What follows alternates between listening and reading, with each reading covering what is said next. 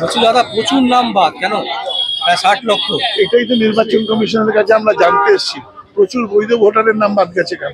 মুর্শিদাবাদ, মালদা এইসব সাইডে বেশি। সমস্ত জায়গায় বাদ গেছে, আর সংখ্যালঘু সম্প্রদায়ের মানুষজন বাদ গেছে। বিজেপিকে জেতানোর জন্য ইলেকশন কমিশন বসে রয়েছে। আমরা দেখেছি সারা ভারতবর্ষ জুড়ে আমাদের নেতা রাহুল গান্ধী দেখিয়ে দিয়েছে কোথায় কোথায় ভোট চুরি হয়েছে এবং ভোটার লিস্টে দুর্নীতি হয়েছে। তার বিরুদ্ধে আমাদের লড়াই। শুভঙ্কর সরকারের নেতৃত্বে আমরা এর আগেও বহুবার এসেছি।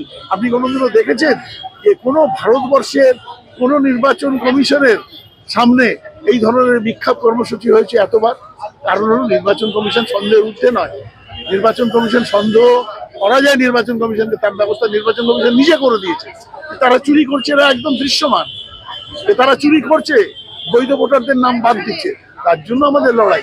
এবং শুভঙ্কর সরকারের নেতৃত্বে আরো প্রয়োজন হবে না নাগরিকদের জন্য, বাংলার বৈধ ভোটারদের জন্য কংগ্রেস লড়বে, যাতে তাদের নাম ইনক্লুড করা হয় লিস্টে।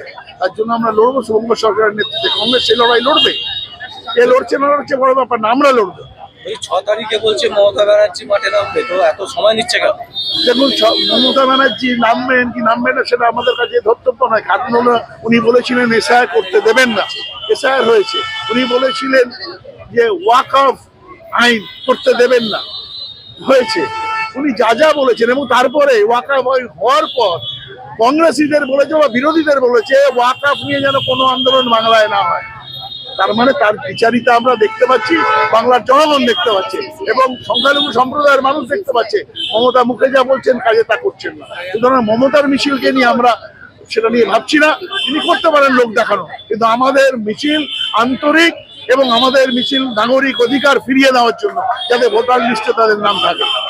বলছি এটা যদি না হয় কতদিন এই আন্দোলন চলবে? চলবে, আন্দোলন চলবে। যাতে আপনি দেখেছেন কোনোদিনও যে কোনো ইলেকশন কমিশনের মাথার উপর জুডিশিয়ারিকে বসিয়ে দিচ্ছে? কোনোদিনও দেখেছেন? স্বাধীনতার পর থেকে কংগ্রেস ক্ষমতা দীর্ঘদিন ছিল, প্রায় 57 বছর কংগ্রেস ক্ষমতায় ছিল। কোনোদিন দেখেছেন যে ইলেকশন কমিশনের মাথার উপর জুডিশিয়ারিকে বসিয়ে দিয়েছে?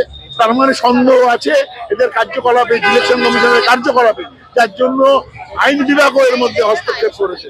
তার জন্য আমাদের লড়াই জারি থাকবে।